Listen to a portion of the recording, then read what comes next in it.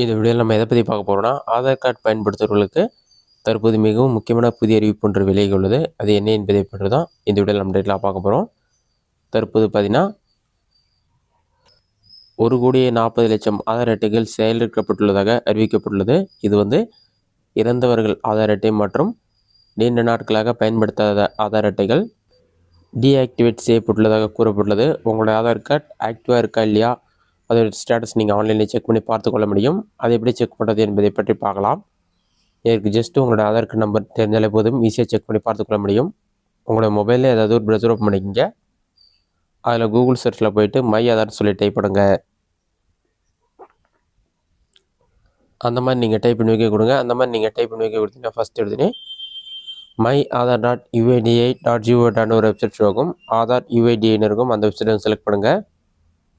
Website open பண்ண பிறகு unique identification authority of இந்தியான்னு சொல்லியிருக்கும். வெப்சைட் ஓப்பன் ஆன பிறகு உங்களுக்கு நிறைய ஆப்ஷன் ஷோ ஆகும். நீங்கள் ஜஸ்ட் பாட்டமில் ஸ்க்ரோல் பண்ணிங்கன்னா செக் ஆதார் வேலிடிட்டின்னு ஒரு ஆப்ஷன் இருக்கும். Click here to validate status of ஆதார்னு சொல்லி கொடுத்துருப்பாங்க. அந்த ஆப்ஷன் கிளிக் பண்ணுங்கள். அதை நீங்கள் கிளிக் பண்ணிங்கன்னா நெக்ஸ்ட் பேஜில் உங்களோட ஆதார் கார்டு நம்பர் என்டர் பண்ணுற மாதிரி இருக்கும். அதை என்டர் பண்ண பிறகு கேப்சா கோடு கொடுத்துருப்பாங்க. கேப்சா பார்த்து அப்படியே டைப் பண்ணுங்கள். கேப்சாவை டைப் பண்ணிவிட்டு ப்ரொசீட் ஆப்ஷன் கிளிக் பண்ணுங்கள். நீங்கள் ப்ரொசீட் கொடுத்தீங்கன்னா ஒரு 5 செகண்ட்ஸ் லோட் ஆகும்.